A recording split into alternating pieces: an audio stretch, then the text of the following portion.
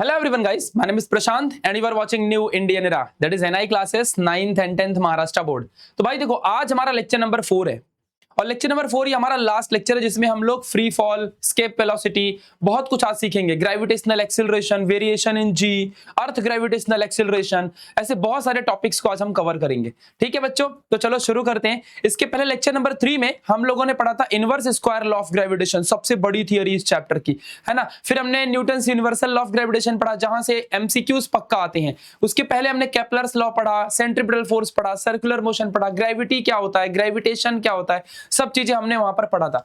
आज का ये लेक्चर बहुत इंपॉर्टेंट है बिकॉज बहुत सारे टॉपिक्स कवर होने वाले हैं। तो आप लोग ना नोटबुक अपने बगल में रख लो और जो भी मैं पढ़ाऊंगा उसको नोट करते जाना, ठीक है। और अपना फोकस एकदम अच्छे से बना के रखना जिससे कि आप लोगों को कभी भी कोई डाउट आए, और आए ही ना, मतलब आएगा डाउट तो कमेंट कर देना, मैं सारे डाउट को सॉल्व कर दूंगा। जो भी आपके डाउट आएंगे कमेंट करते जाना, सारे डाउट्स को रिप्लाई देके मैं सॉल्व कर दूंगा, ठीक है। और इस वीडियो को लाइक करो यार और अपने दोस्तों को शेयर करना। चलिए शुरू करते हैं, let's begin with the topic. तो देखो यार, सबसे पहली चीज तो हमारा एक टॉपिक है अर्थ gravitational acceleration. I think page number 9 और 10 में समथिंग है, मतलब नहीं कहा, वो जो सॉल्ट एग्जांपल के बाद पेज नंबर 6 के बाद सॉल्ट एग्जांपल आते हैं, उसके बाद ये टॉपिक आता है अर्थ ग्रेविटेशनल फोर्स, है ना। ये वाला टॉपिक एक आता है।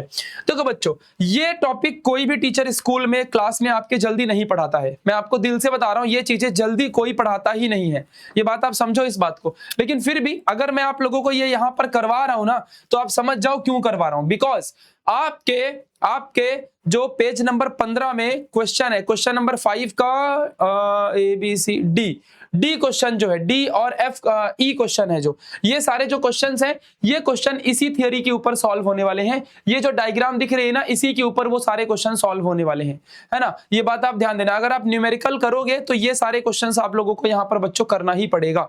ये बात अपने दिमाग में एकदम सेट कर लो, ठीक है। तो आ जाओ यार, चलो शुरू करते हैं। मैं आपको चीजें सारी की सारी बताता हूं। देखो क्या है अर्थ ग्रेविटेशनल फोर्स। तो पहली बात तो इसी को हम लोग ग्रेविटी कहते हैं। यही हमारा क्या है बच्चों, ग्रेविटी है। ये बात आप लोग अपने माइंड में सेट कर लो, यही है ग्रेविटी। अब बात करते हैं कुछ आईएमपी बात, आप ध्यान से सुन लो जो आपको याद रखनी है। अगर कोई ऑब्जेक्ट ऊपर जाता है तो क्या वो ऊपर ही रहता है? अगर ये ऑब्जेक्ट मेरा ऊपर गया तो क्या ये ऊपर ही रहता है? ऐसे ऊपर फेंका तो थोड़ी देर में नीचे भी आता है ना, ऐसे ऊपर मैंने फेंका तो थोड़ी देर में नीचे भी तो आता है, ऐसे मैंने ऊपर फेंका थोड़ी देर में नीचे भी आता है ना। तो बस, क्या कोई ऑब्जेक्ट हमेशा के लिए ऊपर रह सकता है? कभी नहीं। तो आंसर क्या है? नो, कभी भी कोई ऑब्जेक्ट ऊपर नहीं रह सकता। तो यहाँ पे सुनो जरा बच्चों ध्यान से, क्या लिखा हुआ है कि earth attract any object with gravitational force. आप किसी ऑब्जेक्ट को ऊपर फेंकोगे, ऑब्जेक्ट थोड़ी देर में नीचे आएगा, क्योंकि अर्थ उस ऑब्जेक्ट को अपनी तरफ खींच लेता है। That gravitational force is directed towards the centre of the earth.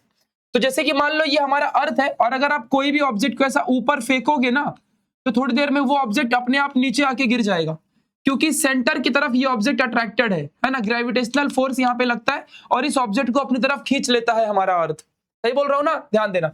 Hence object fall vertically downward, इसलिए हमारा ऑब्जेक्ट ऊपर से नीचे सीधा गिर जाता है, क्योंकि जिस भी ऑब्जेक्ट को आप ऊपर फेंकोगे तो अर्थ उसको अपनी तरफ खींच लेता है with the help of GF. Gravitational force के दम पे हमारा अर्थ उस ऑब्जेक्ट को अपनी तरफ खींच लेता है। सिंपल, इसी को कहते हैं अर्थ ग्रेविटेशनल फोर्स और ग्रेविटी। ये बात आप ध्यान रखना। लेकिन बच्चों यहां पर न्यूमेरिकल को सॉल्व करने के लिए कुछ केस, क्योंकि फिजिक्स है ना यार, आप ये चैप्टर फिजिक्स के अंदर आता है, आप फिजिक्स पढ़ रहे हो तो आपको इमेजिनेशन थोड़ी तेज रखनी पड़ेगी। तो अब आ जाओ, समझो यहां पर क्या क्या कंडीशन बन सकती है, ध्यान से देखना बच्चों।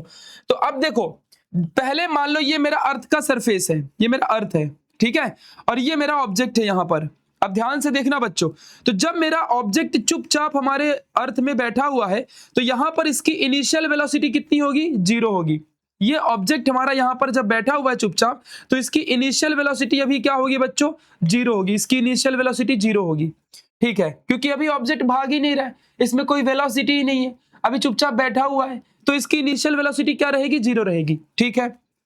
अब मैं इस ऑब्जेक्ट को मैक्सिमम थ्रो करूंगा, इस ऑब्जेक्ट को मैंने ऊपर की तरफ फेंकना शुरू किया, तो जैसे मैं ऑब्जेक्ट को ऊपर की तरफ फेंकूंगा तो मेरा ऑब्जेक्ट ऊपर की तरफ जाएगा, लेकिन अर्थ इसको कंटिन्यू अपनी तरफ खींच रहा होता है। मतलब मेरा ऑब्जेक्ट तो ऊपर की तरफ जाएगा, लेकिन अर्थ इसको अपनी तरफ खींच रहा होता है, अर्थ इसको अपनी तरफ खींच रहा होता है। ये बात आप समझो बच्चों।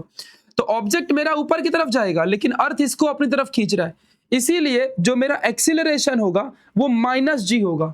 यहां पर देखो लिखा भी हुआ है when we throw stone vertically upward, जब हम किसी पत्थर को ऊपर की तरफ फेंकते हैं, then gravitational force by earth tries to pull back towards the earth. तो जब किसी ऑब्जेक्ट को आप ऊपर फेंकते हो तो अर्थ की ग्रेविटी उसको वापस से नीचे की तरफ खींचने की कोशिश करती है। और बार बार ऑब्जेक्ट को जब अर्थ नीचे की तरफ खींचता रहेगा, बार बार जब ऑब्जेक्ट अर्थ को नीचे की तरफ खींचता रहेगा, तो एक टाइम आएगा जब हमारे ऑब्जेक्ट की वेलोसिटी देखो यहां पर 0 हो जाएगी। हमारे अर्थ की वेलोसिटी क्या हो जाएगी? 0। तो मतलब देखो ना बच्चों, जब मैं इस पेन को ऊपर फेंक रहा हूं तो एक टाइम के बाद यहां पर ऑब्जेक्ट रुक के फिर नीचे गिरता है। ये देखो रुक गया, समझा कि नहीं समझा? थोड़ा एक मिली सेकेंड के लिए हमारा ऑब्जेक्ट थोड़ा जाके ऊपर 1-2 सेकंड के लिए रुकता है और फिर नीचे गिरता है। सही कह रहा हूं ना? ध्यान देना। Due to downward pull object starts moving towards the earth. और फिर धीरे धीरे अर्थ तो खींच ही रहा था पहले से ही, तो हमारी शक्ति जो हमने लगाई थी वो 0 हो गई यहां पर ऊपर आके। और फिर अब भाई हमारा खेल शुरू होता है अर्थ का। तो अब ऑब्जेक्ट को अर्थ हमारा खींच लेगा ऐसे। तो यहां पर v हमारा क्या होगा? मैक्सिमम। मतलब हमारा जो ऑब्जेक्ट जब धम से गिरेगा धरती में तो बहुत तेज से गिरेगा, क्योंकि अर्थ उसको खींच रहा था। ये बात आप बच्चों ध्यान देना। तो ये पूरा कंडीशन आप याद कर लो, बस इसको याद कर लो कि जब ऑब्जेक्ट चुपचाप नीचे बैठा होता है तो u की वैल्यू 0 होती है। जब ऑब्जेक्ट हमारा ऊपर जा रहा होता है तो ऑब्जेक्ट ऊपर जा रहा है तो अर्थ उसको नीचे खींच रहा होता है, तो हमारे a की वैल्यू -g होगी, अपोजिट। और यहां देखो +g है, यहां माइनस है क्या? नहीं। क्यों? क्योंकि हमारा ऑब्जेक्ट भी नीचे आ रहा है और अर्थ भी उसको नीचे ही खींच रहा है। डायरेक्शन सेम है। यहां पर डायरेक्शन उल्टा है, अर्थ नीचे की तरफ खींच रहा है ऑब्जेक्ट को कि भाई ऊपर मत जा, नीचे आ जा, और हमारा ऑब्जेक्ट ऊपर की तरफ जा रहा है, तो यहाँ -g है। और यहाँ पर क्या आएगा? ये अर्थ नीचे खींच रहा है तो यहाँ -g आएगा। फिर जब ऑब्जेक्ट ऊपर चला जाएगा तो एक टाइम के लिए वेलोसिटी 0 हो जाएगी। फिर उसके बाद हमारा इनिशियल वेलोसिटी यहाँ पर बढ़ने लगेगा, a की वैल्यू g के बराबर, और v हमारा मैक्सिमम हो जाएगा यहाँ पर कंडीशन में। तो ये बच्चों याद रखना, इस तरह से सारी कंडीशन लगती है। अभी मेरा ऑब्जेक्ट चुपचाप बैठा है ना, तो u की वैल्यू 0 है। फिर जब मैं ऊपर की तरफ फेंकूंगा तो मेरा ऑब्जेक्ट ऊपर गया, ऊपर जाके 2 सेकंड के लिए ऊपर रुकता है और फिर नीचे गिर जाता है ना? तो जब रुकता है तो वहां वेलोसिटी 0 हो गई, वहां वेलोसिटी क्या हो गई? 0 हो गई। और जब नीचे से ऊपर जा रहा था ऑब्जेक्ट, तो अर्थ उसको नीचे की तरफ तो खींच ही रहा था ना, और मेरी शक्ति से अर्थ ये ऑब्जेक्ट ऊपर जा रहा था, तो यहाँ -g आएगा। और जब ऑब्जेक्ट ऊपर से नीचे आ रहा था तो अर्थ भी नीचे खींच रहा है और ऑब्जेक्ट भी नीचे आ रहा है, तो a की वैल्यू g के बराबर रहेगी। और जब ऑब्जेक्ट धरती में गिरेगा, धम में से गिरेगा, तो वहां पर वेलोसिटी क्या होगी? मैक्सिमम होगी। समझ गया बच्चों? तो ये था मेन कॉन्सेप्ट जो कोई टीचर नहीं समझाता। ये अलग अलग कंडीशन में a की वैल्यू, v की वैल्यू क्या होती है, यही यूज करके हम पूरे न्यूमेरिकल को सॉल्व करेंगे। बस आप इसको याद रख लो, मैं पूरे एक्सरसाइज के क्वेश्चन इस चैप्टर के आपको करवा के दूंगा, है ना? आप बस कमेंट में लिख दो कि भैया एक्सरसाइज के न्यूमेरिकल सॉल्व कर दो, एक्सरसाइज के वर्ड प्रॉब्लम क्वेश्चन जो भी हैं सॉल्व कर दो। तो मैं सॉल्व करूंगा और देखना 2-3 क्वेश्चन में यही पूरा कॉन्सेप्ट लगने वाला है। आप देख लेना, यही लगेगा, इसके बिना क्वेश्चन सॉल्व नहीं हो सकता। हाँ, आप टीचर को जाएंगे भाई ऐसा लिख देंगे फॉर्मूला और आंसर निकाल देंगे फट से, आपको समझेगा भी नहीं कहां से आया, फिर आप रट्टा मारोगे, फिर 11th-12th में जाके आप जैसे बच्चे ही रोते हो। ठीक है, ये बात आप समझना। तो आप इसको याद कर लो ना, जिंदगी भर के लिए फायदा हो जाएगा। तो अर्थ ग्रेविटेशनल फोर्स आपको समझ गया। चल मेरी जान, अब कुछ क्वेश्चन का आंसर और देख लेते हैं, फिर मेन क्वेश्चन को पढ़ना शुरू करेंगे। ठीक है, ध्यान देना अच्छे से। तो देखो क्या लिखा है, केस 2 क्या है? अगर एप्पल वर्टिकली डाउनवर्ड आता है तो वो अर्थ से चिपक जाता है, ठीक है, बट मून और सैटेलाइट क्यों नहीं चिपकते?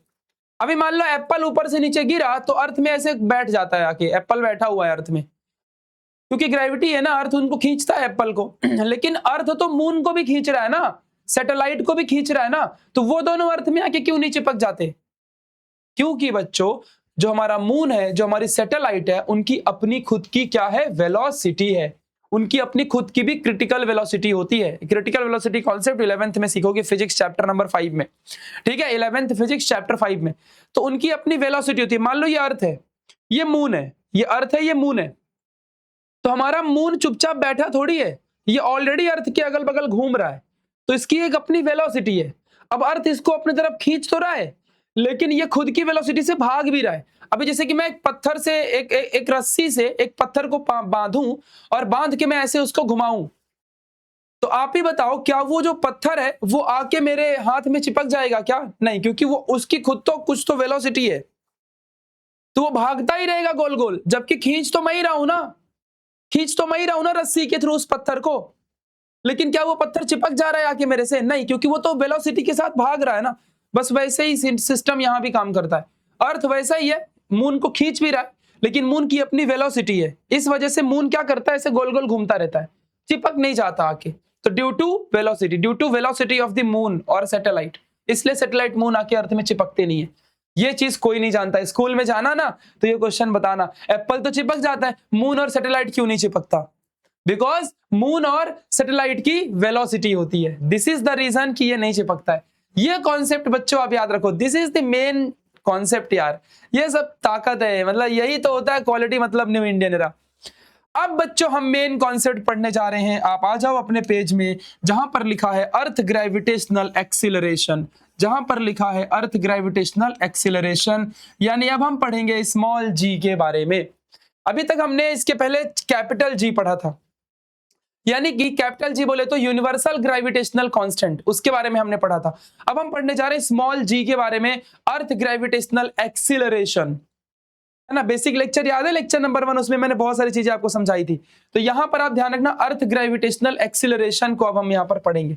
लेकिन बच्चों इसको पढ़ने से पहले हमें एक छोटा सा कॉन्सेप्ट, मास और वेट का कॉन्सेप्ट हमें आना चाहिए। अगर हमें मास और वेट का कॉन्सेप्ट नहीं आता तो शायद हम समझ नहीं पाएंगे इस टॉपिक को। तो देखो कोई मतलब स्कूल में हमारे पहले वही पढ़ाते फिर ये पढ़ाते, बट मैं पहले ये ऊपर का लाइन छोड़ दो, ये बाद में पढ़ाऊंगा। मास एंड वेट ये पढ़ेंगे। और बच्चों जो ये ऊपर के भी लिखा है ना, कुछ आईएमपी बात है ना, तो ये जो लिखा है ना, इसके ऊपर भी एक क्वेश्चन सॉल्व करेंगे। पेज नंबर 15 में क्वेश्चन नंबर 5 का बी समथिंग, है ना, ये सॉल्व करेंगे, चिंता मत करना। बट अभी छोड़ दो, अभी हम लोग मास एंड वेट की तरफ चलते हैं। ठीक है, आ जाओ समझाता हूं क्या है भाई मास एंड वेट। देखो भाई, मास का डेफिनेशन एक ही है, amount of matter present in the body, यही मास होता है। अभी जैसे कि मान लो ये पेन है, तो ये पेन किससे बना हुआ है? प्लास्टिक से, है ना। तो ये प्लास्टिक इसका मैटर है, तो इसे हम लोग मास बोलते हैं कि जितना मैटर इस बॉडी के अंदर प्रेजेंट है वो मैटर ही इसका मास है। ये बात आप ध्यान देना। तो मतलब कि यहां पर मास क्या होगा? Amount of matter present in the body, जितना मैटर, जैसे मेरे अंदर क्या मैटर प्रेजेंट है? मेरा खून, हड्डियां, है ना, ये सब पानी, ये सब मेरा मैटर है। तो जितना मैटर मेरे अंदर है वही मैटर ही मेरा क्या है? मास है। ये बात आप समझ लेना, amount of matter present in the body is called as mass. ये बात आप समझना। कुछ इंपॉर्टेंट बातें बच्चों और देख लो। मास की एसआई यूनिट हमेशा केजी होती है, ये याद कर लो। जैसे कि आप हमेशा लिखते हो ना, mass is equal to 2 kg, तो यहाँ पे केजी ही लिखना है, 2 kg। ऑलवेज मास हमेशा कांस्टेंट होता है बच्चों। जैसे कि मान लो अगर मेरा मास 50 किलो है, मास और वेट में फर्क होता है यहाँ। तो मान लो मेरा मास 50 किलो है, तो मेरा मास अर्थ में 50 किलो है ना, तो मून में भी 50 किलो रहेगा, मार्स में भी 50 किलो रहेगा, है ना। आप नेपच्यून में चले जाओ, किसी भी प्लैनेट में चले जाओ, मेरा मास उतना ही रहेगा, मेरा मास सेम रहेगा, मेरा मास कभी नहीं बदलेगा। मास हमेशा कांस्टेंट होता है, ये बात ध्यान रखना। मास एक स्केलर क्वांटिटी है और does not change even on another planet. किसी भी प्लैनेट में आप किसी ऑब्जेक्ट को ले जाओ, उसका मास हमेशा फिक्स होता है, मास कभी नहीं बदलता। ये बात आप ध्यान रखना। चलो, न्यूटन के फर्स्ट लॉ के हिसाब से भी देख लो मास क्या होता है। ये एक्स्ट्रा इन्फॉर्मेशन है जो सब बच्चों को नहीं पता होती, जो हाई लेवल बच्चे होते हैं उन्हीं को मैं सिखाता हूं ये बातें। ठीक है, ध्यान देना अच्छे से। तो न्यूटन का फर्स्ट लॉ क्या है? मास is the measure of inertia. Inertia क्या होता है? Opposing force. जैसे कि बच्चों देखो, मैं आपको सिखाता हूं। अभी जैसे कि आप लोग खुद ही मान लो कि फॉर एग्जाम्पल, कैसे समझाऊं, अभी यहाँ तो डिजिटल बोर्ड ही दिख रहा है। देखो बच्चों, मान लो, चलो समझाता हूं। अभी ये डिजिटल बोर्ड है, ठीक है। तो अभी मैं डिजिटल बोर्ड को धक्का दे रहा हूं ऐसे, है ना। जैसे कि मान लो मैं अभी डिजिटल बोर्ड धक्का दे रहा हूं, मैं धक्का दे रहा हूं ना डिजिटल बोर्ड को, तो डिजिटल बोर्ड हिल रहा है क्या मेरे धक्का देने से? तो वो मेरे को अपोज कर रहा है ना। अगर मैं जोर से मार दूंगा तब तो फूट जाएगा ये, तब तो धक्का लग जाएगा इसमें। लेकिन अभी मैं अगर हल्का सा टच कर रहा हूं तो क्या इसमें धक्का लग रहा है? क्यों नहीं लग रहा? ये क्यों मेरे थोड़ा सा छूने से टूट क्यों नहीं गया? यही है सवाल, थोड़ा सा छूने से क्यों नहीं टूटा? जोर से मारने से क्यों टूटेगा ये? क्योंकि जब मैं थोड़ा सा छू रहा था तो ये डिजिटल बोर्ड मुझे अपोज कर रहा था। ये डिजिटल बोर्ड मुझे भी क्या कर रहा है? अपोज कर रहा है कि नहीं, मैं नहीं टूटूंगा, मेरी भी शक्ति है, मेरा भी मास है, मेरा भी अपोज। तो ये मुझे अपोज कर रहा है, मतलब इसका एक अपोजिंग फोर्स है। तो ये डिजिटल बोर्ड कितना अपोज कर सकता है? जितना इसका मास होगा उतना ही अपोज करता है, ऐसा न्यूटन ने बताया था। तो इसीलिए मास क्या होता है? जितना कोई सामने वाला हमें अपोज कर दे। जैसे अभी पेन है, पेन को जोर से मार दूंगा उड़ जाएगी ना अभी। लेकिन अगर मैं थोड़ा सा इस पेन को ऐसे थोड़ा सा टच करूं तो ये पेन हिलेगी क्या? नहीं हिल रही है ना, मतलब ये मुझे अपोज कर रही है, नहीं मैं नहीं हिलूंगी, मुझे मतलब इसके मास से ज्यादा का फोर्स लगाऊंगा ना तब ये हिल जाएगी। लेकिन अगर हल्का सा फोर्स लगा रहा हो तो हिल रही है क्या? नहीं, मतलब ये मुझे खुद अपोज कर रही है कि नहीं मैं नहीं हिलूंगी, देखो ये मेरे पावर को ही अपोज कर रही है। तो इसका जो अपोजिंग फोर्स है वही इसका मास है, ये बात ध्यान देना। तो जितना जो ऑब्जेक्ट अपोज कर सकता है मैक्सिमम, वही उसका मास कहलाता है। तो कुछ आईएमपी बात सुन लो, जितना जिसका ज्यादा मास होगा उतना ज्यादा इनर्शिया होती है। Inertia is the opposing force. तो ये होता है, ये एक्स्ट्रा इन्फॉर्मेशन थी, सबको नहीं समझता, पल्ले नहीं पड़ता सबके। क्लास 9th स्टैंडर्ड का कॉन्सेप्ट है ये, चैप्टर नंबर 1 का। सोचो आप लोग 9वीं तक आपने नहीं पढ़ा अच्छे से। तो मास एंड वेट में ये बस इतना लाइन याद रखना, mass is the measure of matter, मतलब ये बात समझना, amount of matter present in the body is called as mass. ये बातें आप लोग बच्चों यहां तक ध्यान रखना। समझ में आ गई मेरी बातें? पक्का सबको क्लियर है? तो देखो बच्चों, अभी हम पढ़ेंगे वेट के बारे में, ध्यान देना। तो मास समझ में आ गया, मास कभी चेंज नहीं होता, मास की यूनिट केजी होती है, मैटर जितना उतना मास। वेट, अब वेट क्या है भाई? देखो अब ध्यान से समझना, पहले डेफिनेशन देख लो। The weight of an object defined as the force with which the earth attract the object. Weight किसी भी ऑब्जेक्ट का क्या होता है, पहले ध्यान से सुनो अच्छे से। तो किसी भी ऑब्जेक्ट का वेट उतना ही होता है जितनी शक्ति से अर्थ उसको खींचता है। अब देखो समझाता हूं क्या चीज। जैसे कि मान लो अभी ये ऑब्जेक्ट है, तो ये ऑब्जेक्ट को मैंने फेंका, तो अर्थ ने इसको खींच लिया थोड़ी देर में, मतलब फेंका ये अर्थ ने खींच लिया, ये फेंका ये अर्थ ने खींच लिया, ये मैंने फेंका ये अर्थ ने खींच लिया। तो किसी, अभी मैं कूदूंगा तो मुझे भी अर्थ ने खींच लिया। पहाड़ को फेंकोगे पहाड़ को भी अर्थ खींच लेगा, अर्थ में बहुत शक्ति है, ठीक है। तो सब एक दूसरे को खींच लेते हैं। तो अर्थ जो हमारा खींच लिया एक ऑब्जेक्ट को अपनी तरफ, तो अर्थ ने कितना शक्ति लगाया होगा खींचने के लिए। अभी एक मुझे, मैं जब ऊपर गया तो मुझे खींचने के लिए अर्थ ने पावर लगाया होगा, इस पेन को खींचने के लिए भी अर्थ ने पावर लगाया होगा। और एक पहाड़ को फेंकूंगा तो पहाड़ भी ऊपर जाके नीचे आएगा, तो उसको भी खींचने के लिए अर्थ पावर लगाएगा। तो क्या सभी में सेम पावर अर्थ ने लगाया? नहीं। तो फिर कितना पावर लगाया? जितना उस ऑब्जेक्ट का वेट होगा, जितना मेरा वेट होगा उतना खींचने के लिए मुझे अर्थ शक्ति लगाएगा। ये पेन का जितना वेट होगा उतना अर्थ फोर्स लगाएगा इसको खींचने के लिए, और जितना पहाड़ का वेट होगा उतना ही अर्थ उस पर फोर्स लगाएगा। तो ये नेचर है, नेचर ऐसे ही काम करता है। कोई भी दुनिया में जिसका जितना वेट होगा अर्थ उतना ही ताकत लगाएगा उस ऑब्जेक्ट को खींचने के लिए।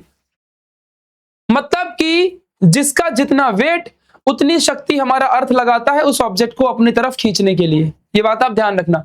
मतलब कि जैसे ये ऑब्जेक्ट है, अर्थ इसको खींचने के लिए उतना ही फोर्स लगाएगा जितना इसका वेट होगा। मतलब बच्चों उतना ही फोर्स लगाएगा जितना वेट होगा। मतलब वेट और फोर्स जो होते हैं वो एकदम ऑब्जेक्ट के सेम सेम होते हैं। जितना फोर्स उतना ही वेट लगाएगा। समझ रहे बच्चों क्या कह रहा हूं मैं? जितना अर्थ उतना ही फोर्स लगाएगा जितना उस ऑब्जेक्ट का वेट होगा। जिसका जितना वेट होगा अर्थ उतना ही ताकत लगाएगा, उतना ही फोर्स लगाएगा। बोल बेटा, कॉन्सेप्ट समझा क्या? इसे कहते हैं क्वालिटी, मतलब NIE। अब बात करते हैं एक्सप्रेशन की। तो देखो बच्चों, जितना फोर्स लगाएगा उतना ही वेट होगा, और वेट का फॉर्मूला mg होता है। तो F is equal to weight is equal to mg लिख सकता हूं मैं।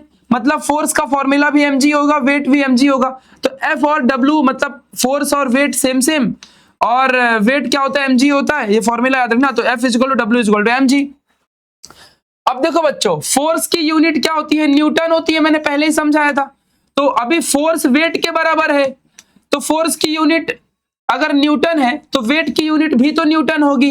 सही बात है कि नहीं? तो ध्यान देना, तो unit of weight is Newton. ये बात अपने माइंड में सेट कर लो। तो जितना फोर्स की यूनिट होगी उतना ही वेट की यूनिट भी होगी, क्योंकि फोर्स और वेट इक्वल है।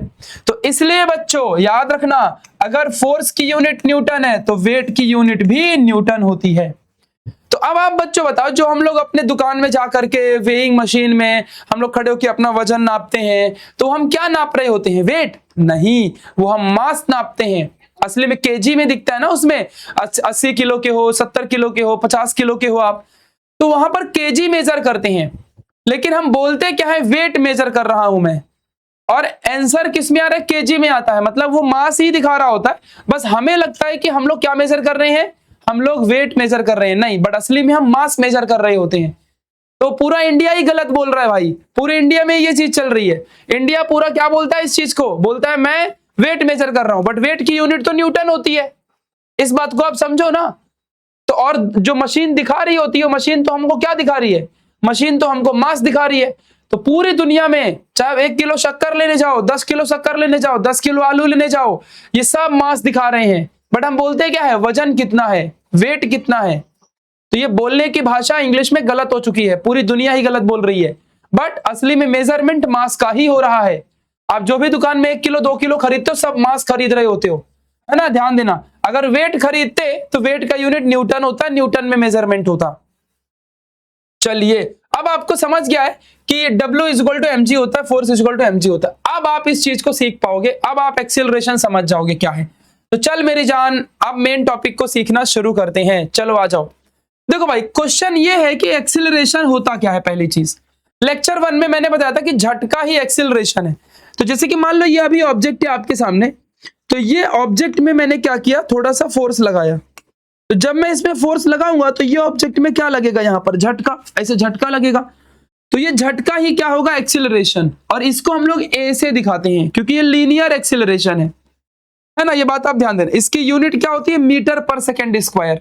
मैंने बताया भी था ना, एक्सीलरेशन = वेलोसिटी अपॉन टाइम। तो वेलोसिटी की यूनिट क्या होती है, metre per second upon second. तो फिर ये क्या हो जाएगा, metre per second square. Unit निकाल के लेक्चर 1 में दिखाया था मैंने। तो फोर्स की यूनिट क्या होगी यहाँ पर, हमारे मीटर पर सेकेंड। और फोर्स की यूनिट न्यूटन, एक्सीलरेशन की यूनिट मीटर पर सेकेंड। जब फोर्स किसी ऑब्जेक्ट में लगाओगे तो यहां झटका लगता है। दैट झटका is nothing but the acceleration and denoted by A. अब आप अगर यही हम अर्थ की बात करें, ये तो नॉर्मल कंडीशन हो गई, अब हम अर्थ की बात करते हैं। अर्थ में एग्जैक्टली क्या चीज हो रही होती है, ध्यान से देखना। तो जैसे कि बच्चों देखो, ये हमारा अर्थ है और ये अर्थ का हमारे सेंटर है। तो ये जो ऑब्जेक्ट है यहां पर, ये जो ऑब्जेक्ट है, ये ऑब्जेक्ट चुपचाप अभी ऊपर खड़ा है। अब अर्थ जैसे मैंने फेंका तो थोड़ी देर में अर्थ इसको खींच लेता है ना।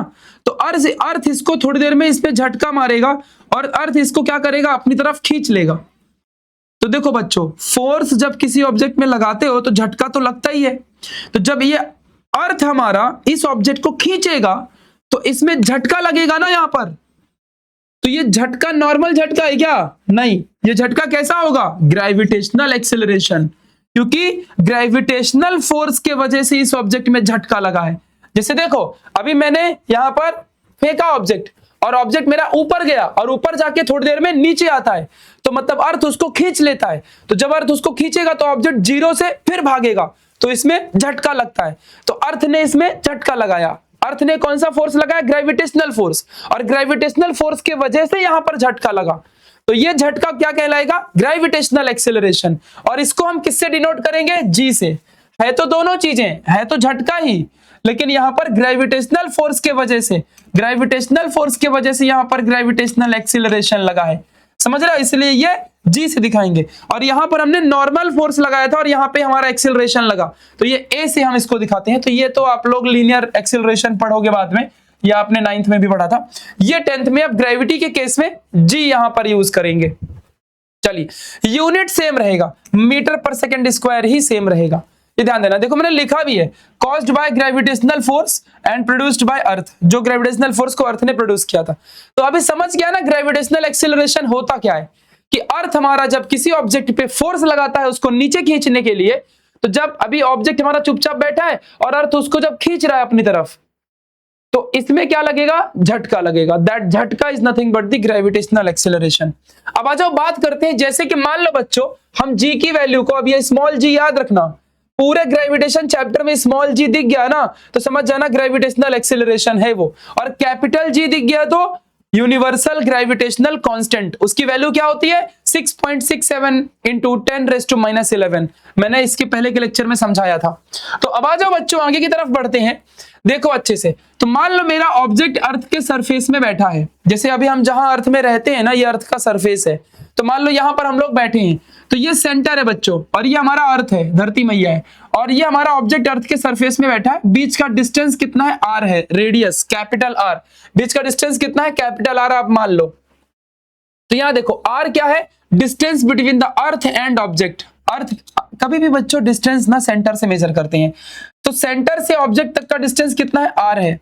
एम क्या है, ऑब्जेक्ट का मास, ऑब्जेक्ट का मास। कैपिटल एम क्या है, इस अर्थ का मास, कैपिटल एम मतलब अर्थ का मास। अभी ये एक ऑब्जेक्ट हो गया, इसका मास स्मॉल एम। ये अर्थ भी तो एक ऑब्जेक्ट है ना, तो इसका कैपिटल एम। और दोनों के बीच का डिस्टेंस कितना है, आर है। तो अभी यहां पर आप फॉर्मूला लगा सकते हो ना। देखो बच्चों समझाता हूं। तो हमें पता है कि ये अर्थ इस ऑब्जेक्ट को उतनी ही शक्ति से खींचेगा जितना इस ऑब्जेक्ट का वेट होगा। मैंने अभी वेट के बारे में पढ़ाया था ना। ये अर्थ इस ऑब्जेक्ट को उतनी ही ताकत से अपनी तरफ खींचेगा जितना इस ऑब्जेक्ट का वेट होगा।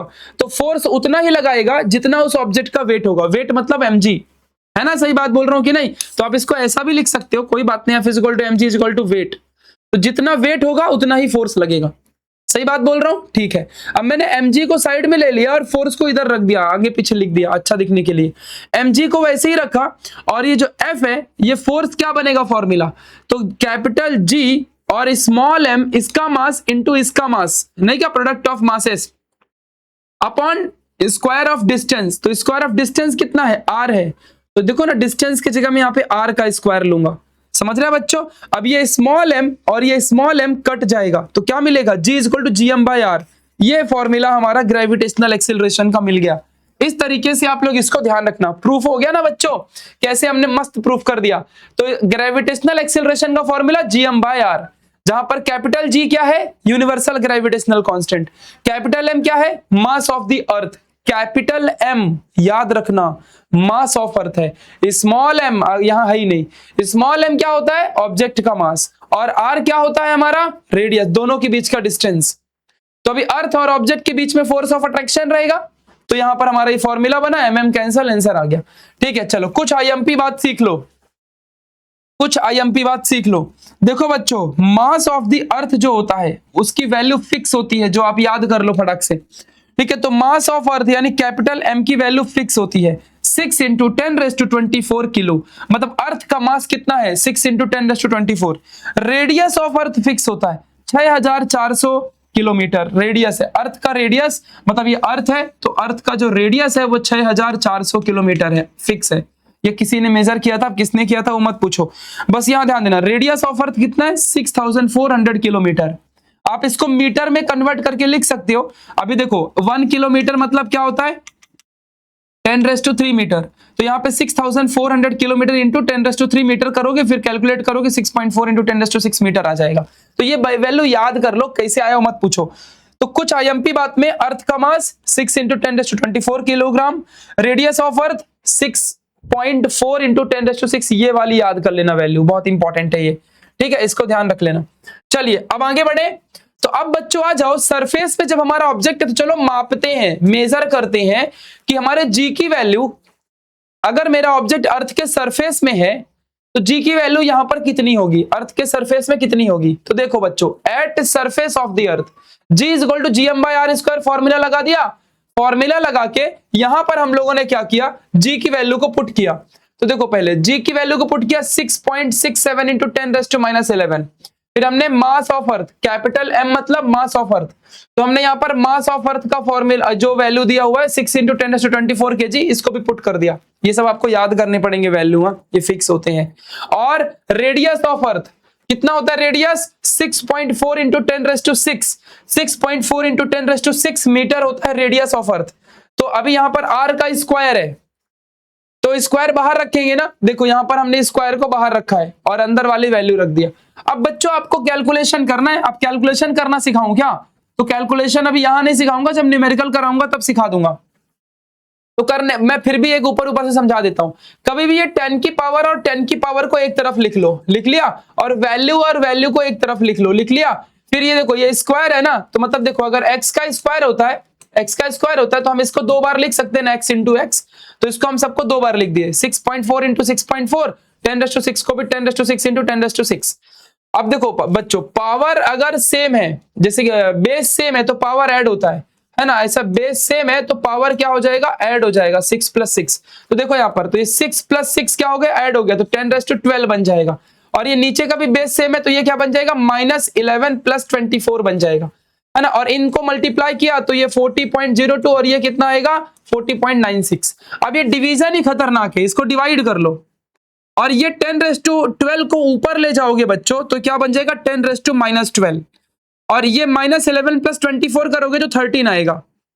तो अब इन दोनों को बाद में सॉल्व करते हैं, पहले इसको डिवाइड कर लो। अब डिवीजन आपको आना चाहिए। डिवीजन जब कर लिया मैंने तो मुझे क्या मिला? 0.9770 ये वैल्यू मिली। और यहां पर भी बेस सेम है तो पावर ऐड होगा, तो पावर जब ऐड होगा तो 13 plus minus 12 plus minus minus 13 में से 12 गया 1, तो 10⁻1 बचेगा यहाँ पर इन दोनों को सॉल्व करने पर। बेस सेम ना तो पावर ऐड हो जाती है, तो 10⁻1 बचेगा। अब क्या आएगा जी की वैल्यू 0.9770 इंटू 10⁻1, तो यहाँ पे क्या आएगा 9.7। अब देखो 10⁻1 को अंदर दूंगा, जब मल्टीप्लाई करूंगा तो ये पॉइंट मेरा यहाँ पर आ जाएगा, तो 9.77 मीटर पर सेकेंड स्क्वायर, जो कि रफली 9.8 मीटर पर सेकेंड स्क्वायर के बराबर है। तो जी की वैल्यू सरफेस में क्या होती है, जी की value 9.8 metre per second square होती है। ये बात आप लोग हमेशा याद रखना, जी की वैल्यू सरफेस में, अर्थ के सरफेस में कितनी होती है 9.8 मीटर पर सेकेंड स्क्वायर।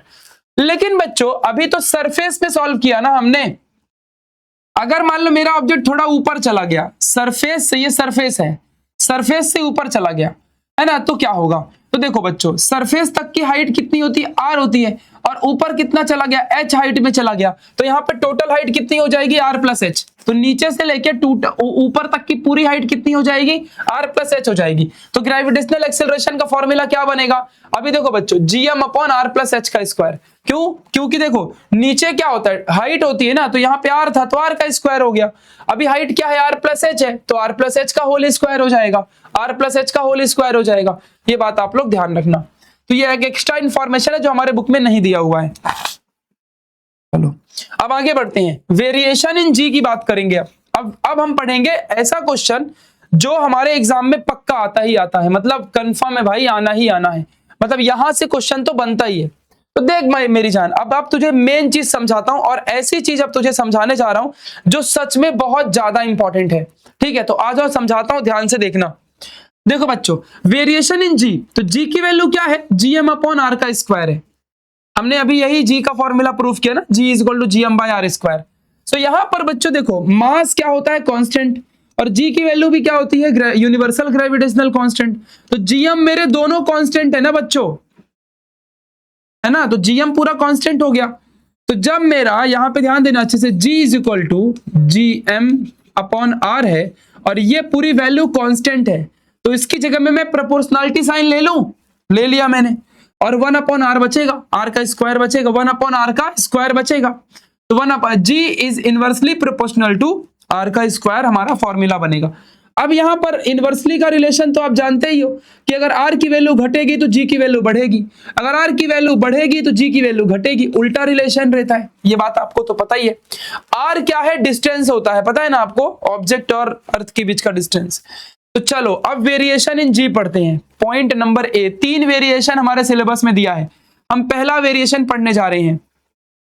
तो change along surface of the earth, तो मान लो बच्चों ये सेंटर है, अर्थ हमारा थोड़ा अंडे के जैसा होता है, तो अर्थ में ना इस एरिया में अगर डिस्टेंस को सेंटर से मेजर करते हो तो हमारा ये इक्वेटर है, और ऊपर वाली चीज को हम पोल कहते हैं। तो जो सेंटर से पोल तक का जो डिस्टेंस होता है वो आर थोड़ा छोटा दिख रहा है, आपको दिख रहा होगा छोटा होता है, और इक्वेटर तक में जो आर की वैल्यू है थोड़ी ज्यादा होती है। तो आर ज्यादा होगा तो जी की वैल्यू कम होगी, आर कम होगा तो जी की वैल्यू ज्यादा होगी। तो देखो बच्चों, तो एट पोल, यहां से एमसीक्यू आता है बच्चों, ठीक है, तो एट पोल डिस्टेंस जो होता है आर है, अगर डिस्टेंस अगर, तो यहां पे देखो पोल में आर की वैल्यू कम होती है, तो मतलब यहां पे जी की वैल्यू ज्यादा होगी, और हमारा इक्वेटर में आर की वैल्यू हमारी क्या होती है, बहुत ज्यादा होती है, इसीलिए यहां पर जी की वैल्यू क्या होगी, कम होगी।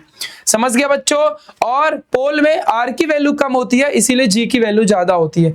तो ये चीज आप लोग याद रखना बच्चों, एग्जाम में ऐसे क्वेश्चन आता है कि पोल में और इक्वेटर में से किसमें जी की वैल्यू ज्यादा रहेगी, तो आप लोगों को ये चीज याद रखना है कि इक्वेटर में हमारी जी की वैल्यू जो रहेगी वो एकदम, क्योंकि आर ज्यादा है तो जी की वैल्यू इक्वेटर में कम रहेगी, मतलब 9.6 9.5 ऐसे हो सकती है, लेकिन पोल में जी की वैल्यू ज्यादा। मतलब अगर सोचो बच्चों, आप लोग किसी सैटेलाइट को, जी मतलब एक्सेलरेशन, झटका, है ना, तो अगर किसी सैटेलाइट को पोल में रख के और अर्थ के बाहर भेजोगे तो क्या वो सैटेलाइट जल्दी अर्थ से बाहर निकल पाएगी, क्या नहीं निकल पाएगी। क्यों, क्योंकि अर्थ पोल में किसी चीज को ज्यादा खींचता है अपनी तरफ, ये बात ध्यान रखना, और इक्वेटर में कम खींचता है, और इक्वेटर लाइन हमारे इंडिया पे जाती है, इसलिए इंडिया सबसे बेस्ट जगह में है किसी भी सैटेलाइट को ऊपर लॉन्च करने के लिए, क्योंकि यहां पर अर्थ की ग्रेविटी बहुत कम काम करती है इंडिया में।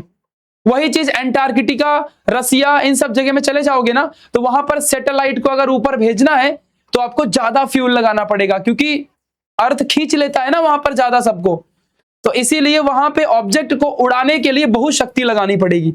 वहीं पर इंडिया से उड़ाना है तो बहुत कम पावर लगानी पड़ती है। इक्वेटर में हमारा इंडिया है, ये बात आप ध्यान देना अच्छे से। तो अर्थ कभी भी इक्वेटर में जी की वैल्यू यहां पर कम होती है, झटका कम मारता है अर्थ अपनी तरफ, इसलिए आप बहुत अच्छी कंट्री में रहते हो नेचुरली भी। समझ रहे हैं बच्चों, ये बात आप, कॉन्सेप्ट है भाई, ये शक्ति है कॉन्सेप्ट की। अब बात करते हैं हाइट की, तो हाइट मतलब आर हुआ ना, हाइट मतलब आर, आर ज्यादा जी कम, सिंपल। हाइट अगर ज्यादा तो जी की वैल्यू कम, हाइट अगर कम तो जी की वैल्यू ज्यादा। इसमें क्या पढ़ाना था, सेकंड पॉइंट ऐसे क्लियर हो गया। Change with height, sorry change with depth. अब अगर हम अपने ऑब्जेक्ट को अर्थ के अंदर घुसा रहे हैं, अर्थ के अंदर की तरफ ले जा रहे हैं, मतलब अभी तो हम बाहर फेंक रहे थे, अभी तो हम बाहर फेंक रहे थे, अब हम अपने ऑब्जेक्ट को अंदर फेंक रहे हैं, अंदर ले जा रहे हैं, तो क्या होगा, तो object moving towards the centre, at the centre net force will be zero. अब देखो बच्चों, मैं आपको इस कॉन्सेप्ट को समझाता हूं। देखो, अगर मान लो मेरा ऑब्जेक्ट यहां पे सेंटर में आ गया, ऐसा खोदते हुए अर्थ को खोदाई करके सेंटर में आ गया, तो इस ऑब्जेक्ट में यहां से भी फोर्स लगेगा, यहां से भी लगेगा, यहां से भी लगेगा, यहां से भी लगेगा, यहां से भी लगेगा, यहां से भी लगेगा, यहां से भी लगेगा, मतलब इस ऑब्जेक्ट में चारों तरफ से फोर्स लगेगा। तो अभी जैसे कि ये वाला जो फोर्स लग रहा है, तो ये ऑब्जेक्ट इधर भागना चाहिए, लेकिन यहां से भी तो फोर्स लग रहा है, तो ये ऑब्जेक्ट इधर भागना चाहिए। तो ये दोनों फोर्स आपस में जब लग रहे हैं, तो ये ऑब्जेक्ट चुपचाप वहीं बैठा है ना, ऐसे दोनों, है ना, ये भी यहां पे जब तुम लगाओगे और ये भी यहां पे लगाओगे, तो दोनों वहीं, फिर ऐसे यहां से लगाओगे, यहां से लगाओगे, दोनों, है ना। तो जो नेट फोर्स है, जो ऑब्जेक्ट के ऊपर असली में नेट फोर्स लग रहा है, वो जीरो है, मतलब इफेक्ट ही नहीं पड़ रहा है ना फोर्स का, चारों तरफ से फोर्स लगता है सेंटर में।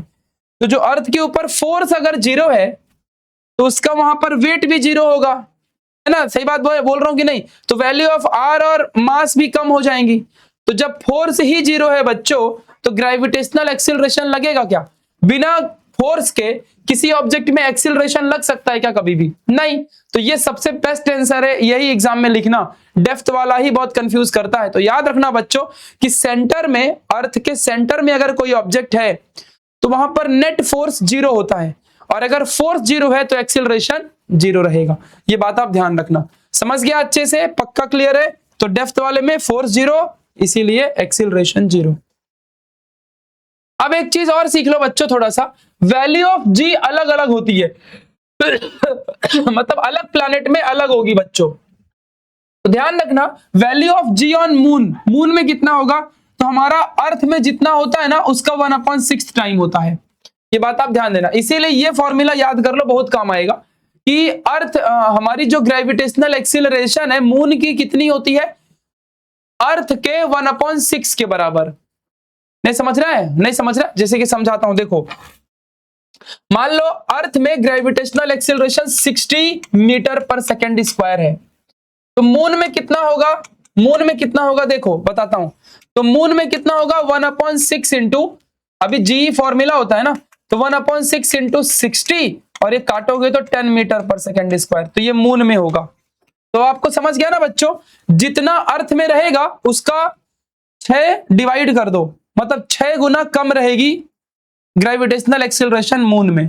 समझ गया ना अच्छे से, जैसे कि देखो ग्रेविटेशनल एक्सीलरेशन अगर 60 है अर्थ में अभी किसी ऑब्जेक्ट की अर्थ में gravitational acceleration 60 metre per second square है, तो मून में कितना होगा, 10 मीटर पर सेकेंड स्क्वायर हो जाएगी, मतलब मून बेचारा कम खींच पाता है। वहीं अर्थ देखो कितना झटका मारता है, अभी मैं खींचूंगा तो अर्थ 60 मीटर पर सेकेंड स्क्वायर की स्पीड से झटका मारेगा, है ना, अर्थ में। यही मून में 10 मीटर पर सेकंड, इसीलिए मून में हम लोग कूदते रहते हैं, और वहां मून की धरती खींचती ही नहीं है हम लोगों को, इसलिए मून में उड़ते रहते हैं हम लोग जाके, है ना, सही बात है कि नहीं, क्योंकि मून में हमारा ग्रेविटेशनल एक्सीलरेशन बहुत कम है, 6 गुना कम है अर्थ के कंपेयर में, अर्थ के कंपेयर में 6 गुना कम है, देख लो आप लोग खुद ही, ठीक है। तो यही चीज मैंने फॉर्मूला लिखा है, gravitational acceleration on moon is equal to 1/6 time of gravitational acceleration of earth. चलो, तो हमारा ये पार्ट खत्म हुआ। थोड़ा सा ये चीज भी सीख लो बच्चों, यहाँ पर एक क्वेश्चन भी कर लो, आप लोगों को एग्जाम में आ सकता है। देखो एट सरफेस अगर मैं कहता हूं मेरा वजन 100 किलो है, तो इसका मतलब मेरा ये मास है, ना कि मेरा वजन है, ये बात ध्यान देना। तो मास अगर 100 किलो है बच्चों, मैं जैसे कि मान लो मैं अभी दुकान में गया और मैंने वेइंग मशीन में मेरा वजन मेजर किया और मेरा वजन कितना आया, 100 किलो आ गया। मान लो मेरा वजन कितना आ गया बच्चों, 100 किलो आ गया। तो वो मेरा वजन नहीं, असली में मास है, क्योंकि वो वैल्यू केजी में दिखती है ना। मशीन में आप देखने का वहां केजी लिखा रहता है, केजी में दिखता है। तो फॉर्मूला क्या है वेट का, वेट निकालना है मुझे, तो W इक्वल टू mg। अब मैं अर्थ के सरफेस में रहता हूं, तो अर्थ के सरफेस में g की वैल्यू 9.8 फिक्स होती है, याद कर लो, ये लर्न कर लो, ठीक है। तो g की वैल्यू 9.8 और मास कितना है 100, और इसको मल्टीप्लाई करोगे 980, तो मेरा वेट कितना है 980 न्यूटन है। अगर मेरा वजन अगर मेरा मास, मैं भी वजन ही बोल रहा हूं, देखो अगर मान लो मेरा मास 100 किलो है, दुकान में मैंने मेजर किया, मेरा मास 100 किलो है, तो मेरा जो वेट होगा वो 980 न्यूटन होगा, क्योंकि 9.8 से मल्टीप्लाई करना पड़ता है। तो चलो बच्चों, आज आपको एक बात बताता हूं, आप सब लोग अपना मास बताओ कितना है। दुकान में जाने का, वो नहीं कि मशीन में खड़े हो जाओ, जो वहां दिखेगा वो मास होता है। हम बोलने के लिए वेट बोलते हैं, बट वो मास है असली में। तो मान लो आपका मास 50 किलो आया, आप 50 किलो के हो, तो आपका वेट कितना होगा mg, और अर्थ के सरफेस में g की वैल्यू 9.8 होती है फिक्स, और मास कितना हो जाएगा 50, मल्टीप्लाई करो, जो आंसर आएगा उतने न्यूटन आपका वेट है, उतने न्यूटन आपका वेट है। ये बात आप लोग ध्यान रखना। चलो अब पढ़ेंगे फ्री फॉल। अब हम लोग फ्री फॉल के बारे में पढ़ेंगे। तो यहां तक की सारी बातें बच्चों बताओ क्लियर है क्या? यहां तक आपने सब कुछ अच्छे से पढ़ लिया है क्या? बताओ जल्दी फटाफट सब लोग कमेंट के अंदर।